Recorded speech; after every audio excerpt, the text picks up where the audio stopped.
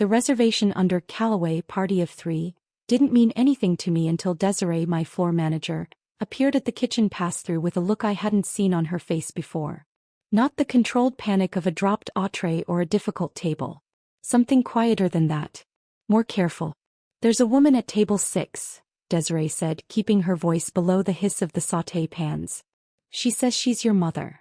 The kitchen smelled of brown butter and thyme. I had a sprig of the latter in my hand. I set it down on the stainless steel counter very deliberately, the way you set down something you don't want to break. "How many with her?" "2. A younger woman and a man in a gray blazer." "He's got a folder." "A folder." Of course there was a folder. I untied my apron, folded it once and laid it over the pass. "Tell them I'll be out in 10 minutes. Offer the table water and the bread service." I turned back to my sous chef Marco. "You have the line." He nodded without asking questions. That's the thing about people who've worked with you for 3 years. They learn to read the temperature of a room before anyone speaks. I walked to my office, sat down and looked at my own reflection in the black screen of my monitor for exactly 30 seconds. Then I texted the one person I needed. "He's here. Folder and everything. Can you come?" The reply from Renata Ose came back in under a minute. "On my way. Don't sign anything. Don't argue. Just buy time." I put my phone in my blazer pocket, straightened my collar and walked out to table 6. "My name is Vivian Calloway. I'm 32 years old. I own a 40-seat new American restaurant called Silt in the East Side neighborhood of Nashville, Tennessee, and for the past 4 years, my mother has not said my name to my face. Let me tell you how that started. I grew up in Clarksville, 45 minutes north of Nashville, in a house that always felt like it belonged more to my sister Bria than to me. Bria was 4 years younger, dramatically pretty, and possessed of a gift for crying that could shift the entire atmosphere of a room within seconds. My mother, Lorraine, had spent most of my childhood organizing her emotional world around Bria's needs, which meant that mine existed in the margins. Addressed when convenient, dismissed when not. I was the one who worked. At 14 I was bussing tables at a diner on Riverside Drive. At 16 I had a second job on weekends at a garden nursery. I paid for my own school clothes from the age of 15. I didn't think of this as unusual. It was simply the texture of my life. When I was 19 my grandmother on my father's side passed away. Her name was Delphine, and she was the only adult in my childhood who looked at me with uncomplicated warmth. She left me $22,000. It was in her will, specifically designated for me, not split between the family, not held in trust. I never saw that money. My mother told me Delphine had changed her mind at the end. That the funds had gone into a shared family account to cover back expenses. I was 19 and I believed her, the way you believe the people who are supposed to be protecting you, right up until the moment the evidence makes belief impossible. I found out the truth 6 years later when I was 25 and my father, who had left when I was 12 and rebuilt his life quietly in Knoxville, forwarded me a copy of the original probate documents. Delphine's will had not been amended. The $22,000 had been deposited into an account in my mother's name 11 days after the funeral. I called my mother. The conversation lasted 4 minutes. "That money kept this family afloat," she said. Her voice was the same temperature it always was, even a little bored, mildly irritated at being questioned. "You weren't contributing. Bria needed tutoring. The car needed work. You were away at school. What were you going to do with it anyway?" "It was left to me," I said. "Everything in this family is shared," she said. "That's what family means." I hung up. I did not call back. I want to be precise about what my mother believed, because it matters for understanding what happened 4 years ago and what happened last Friday night. Lorraine operated under what I came to call benefactor's arithmetic. The belief that because she had housed and fed me for 18 years, every dollar I subsequently earned was a form of repayment she was entitled to collect. My success was not mine. It was a family asset, accruing interest, available for withdrawal at her discretion. I spent my mid-20s building towards something that would be unambiguously mine. I had a degree in hospitality management from Belmont University. I staged at 2 restaurants in Charleston. I worked as a line cook, then a sous chef at a well-regarded brasserie in the Gulch neighborhood of Nashville for 4 years, living on almost nothing, saving everything I could. In 2021 I took out a $90,000 small business loan, signed a lease on a narrow former print shop on Woodland Street, and spent 7 months building silt from bare concrete. It opened in March of 2022 to a short, careful review in the Nashville scene that called it quietly confident. By the end of that year we had a 3-month waitlist for weekend reservations. My mother came to the soft opening. She stood in the dining room, looked at the exposed brick and the amber pendant lighting and the 40 seats I had arranged and rearranged 17 times before they felt right, and she said, "It's small. Bria thought it would be bigger." I smiled and thanked her for coming and did not see her again for almost 2 years. Then 18 months ago my sister called. Bria had launched a lifestyle brand, a word I use loosely, that involved a website and Instagram account with purchased followers, and a line of scented candles manufactured in bulk from a supplier in Guangzhou.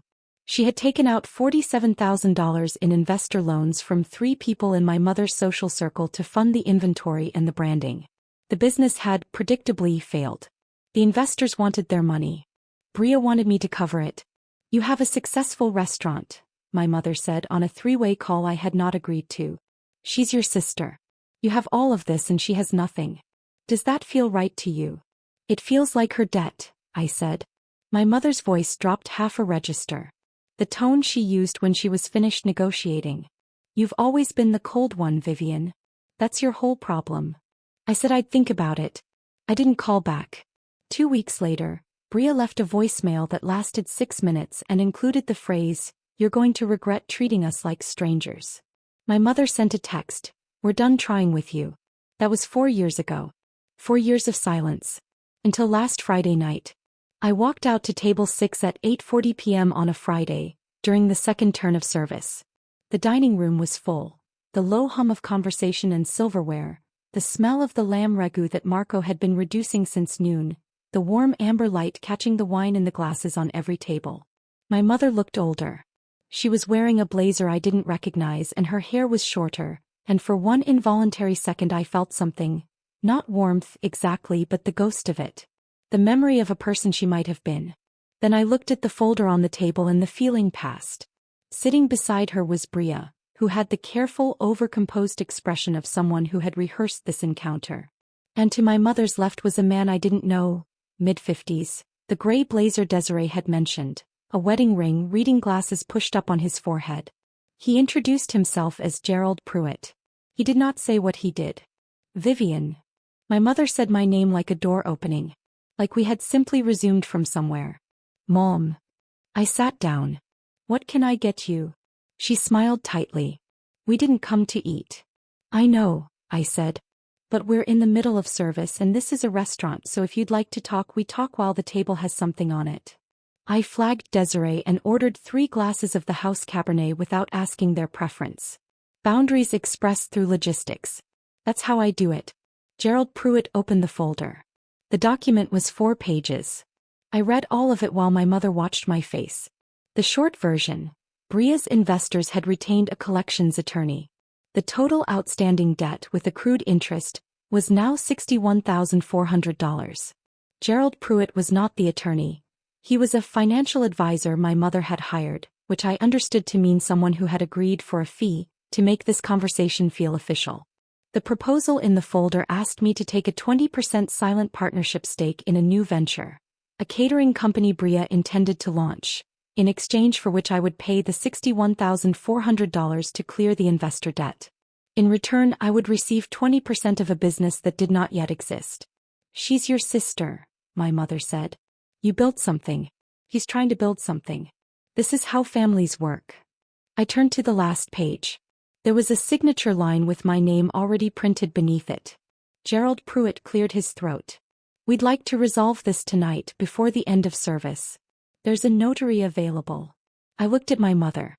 Then at Bria, who was studying her wine glass with great concentration, and I noticed, and I want to be honest about this because it matters, that she looked exhausted. Not calculating. Just tired and embarrassed and very young suddenly. There was a shadow of something genuine in her face that almost stopped me. I think underneath all of it she knew exactly what this was. What was being done in her name. But knowing and stopping it are different things. She didn't stop it. "Give me until the end of service," I said. 10:30. "I need to review this with someone." My mother's expression flickered. "We've been patient, Vivian." 10:30. I said and stood up before she could answer. Renata Osei arrived at 9:15 through the back entrance, the one that opens into the prep hallway beside the walk-in cooler. She is 51 years old, a business and contracts attorney with an office on Commerce Street in downtown Nashville, and she has been my legal counsel since before SILT opened. She is also the closest thing I have to a mentor, and she arrived carrying her briefcase and a coffee from the Frothy Monkey 2 blocks away, which told me she had planned to work late anyway. I laid the 4-page document on my office desk. She read it in 3 minutes. Unenforceable as written, she said. The equity structure is informal, there's no operating agreement referenced, and the debt assignment clause is legally vague enough to void in court. She set it down. But that's not why they brought it. No, I said. They brought it because they think you'll sign to make it stop. She looked at me over the rim of her coffee cup. Will you? No, I said. Good. She reached into her briefcase. Then let's talk about what you've actually been doing for the past 8 months. I need to go back 8 months, to when Bria's original investors first started making noise. I had been doing some quiet research. A friend of a friend, a woman named Claudette Marsh who runs a small accounts receivable firm out of Brentwood, had tipped me off that Bria's 3 investors were considering selling the debt rather than litigating it, because the legal costs weren't worth it. Sold debt goes to whoever buys it at a discount. So I bought it. Not in my name. Through a small LLC I'd formed for the purpose, Thornfield Capital LLC, registered in Tennessee, managed by Renata. I paid $31,000 for $61,400 in face value debt. The sellers were glad to have it off their books. The transaction was legal, quiet, and completely invisible to my mother. Which meant that when Gerald Pruitt's document asked me to pay $61,400 to clear Bria's investor debt, what it was actually asking me to do was pay $61,400 to myself. What my mother did not know was that she had come to the restaurant of the person who already held the paper on her daughter's life.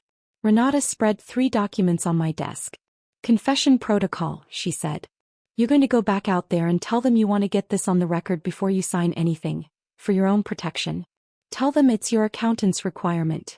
They'll agree because they think it helps them. The recorder is on your phone, which is in your blazer pocket. Tennessee is a one-party consent state. What do I need him to say? He tapped the first document. Ask him to confirm the debt history. I need him to reference the 2022 original loan amounts and the fact that the funds were used as described in Bria's original investor agreements. If he does that, he's confirming the chain of title, which confirms our purchase is legitimate and senior. And if my mother mentions the inheritance? Renata looked at me steadily. If she brings up the $22,000, let her. Don't prompt it. But if she brings it up, that goes in the record too. I pressed record on my phone and put it in my pocket. I came back to table 6 at 9:50. The bread service was long gone. Bria had ordered a second glass of wine. My mother had not touched hers. I sat down. I placed Gerald Pruitt's document on the table and folded my hands over it.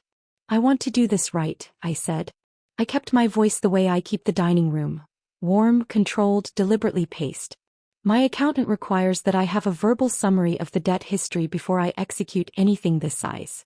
Standard practice. For my own records. Gerald Pruitt nodded like this was eminently reasonable. He probably thought it was. For the next 12 minutes he talked. He outlined the original 3 investor loans, the amounts, $18,000, $15,000 and $14,000. The dates, the default timeline, and the current total with interest. My mother, perhaps feeling that the momentum was finally in her favor, added context I hadn't asked for. That she had helped manage some of Bria's early business accounts, that certain family funds had been redirected to support Bria's launch costs, that this was simply how the family had always operated, going back to when Vivian was young. Even the money from Delphine helped the whole family, not just Vivian. She said it naturally. As if it were a reasonable thing to say out loud. I looked at my hands. I didn't react. I didn't press her or repeat the amount or ask her to clarify. I just let her talk. Then I turned to the signature page and picked up the pen. Vivian, Bria said quietly. It was the first word she'd spoken all evening. Something in her voice had shifted. Smaller, careful, like she wasn't sure what she was watching. I looked at her. I held her gaze for a moment. Then I signed. Gerald Pruitt let out a breath. My mother's shoulders dropped half an inch. The pen made a small scratching sound against the paper and then it was done and they thought it was over. I set the pen down and opened the leather portfolio I had brought from my office. Before you go, I said, I want to give you something. I slid the first page across the table. It was the debt purchase agreement. Thornfield Capital LLC acquiring all 3 investor notes for $31,000, dated 8 months prior. My mother looked at it without comprehension. I own the debt, I said. I've owned it for 8 months. Those investors you mentioned, they sold it. To me. Gerald Pruitt picked up the page. His face went through 3 expressions in about 4 seconds. That's not, my mother started. The document you just had me sign, I said, assigns me a 20% stake in Bria's new company in exchange for clearing the investor debt. I tapped the portfolio. The investor debt is mine. So the exchange clears to me. What you've signed is a contract giving me 20% of Bria's next venture in exchange for a debt I already hold. There's nothing flowing to you. There's nothing clearing to anyone but me. Bria was very still. I slid the second page across. This is a lien notice. Thornfield Capital filed against Bria's personal assets as collateral on the original notes. Standard procedure when debt is purchased at a discount. She's been notified by mail. Twice. I looked at Bria. I don't know if you were told about the notices. From the look on Bria's face, she had not been told. I set my phone on the table. And this, I said, is a recording of the last 15 minutes of this conversation, in which Gerald Pruitt confirmed the full debt history and chain of origination, and in which my mother confirmed without being asked, that she redirected $22,000 designated to me from my grandmother's estate in 2011. I let that sit for a moment. Tennessee one-party consent. Everything said at this table is on record. My mother looked at me the way people look at a building when they realize it's taller than they thought. You have all of this, she said. Her voice was different now, quieter, less even. Almost confused. Yes, I said. And you still, she stopped. Something moved across her face that I hadn't expected. Not anger. Something older. Something that looked, briefly and painfully, like the acknowledgement of something she had always known and never said. It lasted maybe 3 seconds. Then it was gone and the familiar flatness came back. You're going to do this to your own family. I didn't do anything to this family, I said. I just stopped paying for it. Gerald Pruitt was already putting papers back in his folder. He did not look at anyone. The formal consequences unfolded over the following 6 weeks. Bria's lien was filed on record with the Davidson County Register of Deeds on a Tuesday morning. The outstanding amount was $61,400. She began making automatic monthly payments of $820, the minimum structured repayment Renata had outlined, starting on the 1st of the following month. She has not missed one. The recording was forwarded to an estate attorney I had consulted in Knoxville, the same one who had handled my grandmother Delphine's probate. He reviewed it and confirmed what my father's documents had always suggested. There was a basis for a civil claim against my mother for the misappropriation of the designated inheritance. I have not filed it. I may never file it. But it exists documented in a folder in Renata's office on Commerce Street, and my mother knows it exists because Renata sent a letter informing her. Gerald Pruitt sent a brief email 2 weeks later clarifying that he had misunderstood the scope of his engagement, and would not be involved further. I did not respond. My father called from Knoxville. I heard, he said. Are you all right? I'm good, Dad, I said. And I meant it. My sister has not contacted me. I think about that moment at the table sometimes. The look on her face when I said the lien notices had been mailed twice and she clearly hadn't known. I don't know what to do with Bria yet. I'm not ready to. But I think there might be a conversation someday that isn't about money. I'm leaving that door the weight it deserves. Not open, not locked. Just there. My mother's attorney sent a letter contesting the recording's admissibility in any civil proceeding. Renata responded in 2 paragraphs. We haven't heard back. It's a Tuesday morning now. 6:30 a.m. The restaurant doesn't open until 5, but I come in early most days because this is the hour when Silt belongs entirely to me. Before the deliveries arrive, before Marco comes in at 9, before Desiree does her pre-shift walkthrough at 3. Just the kitchen and the low hum of the refrigeration units and the light coming in pale and clean through the front windows. I was portioning herb butter into ramekins, the unsalted Amish style we get from a farm outside Franklin, when my phone buzzed on the prep counter. My mother. A text. I hope you're happy. I looked at it for a moment. The butter was cool and smooth against my hands. Outside, a car moved slowly down Woodland Street, its headlights still on in the early gray. I typed 2 words. I am. I blocked the number and set the phone face down on the counter and went back to work. If you've ever chosen your own peace over being the good daughter, subscribe. You're safe here. And tell me in the comments, what's the one moment you realized the debt was never going to be repaid?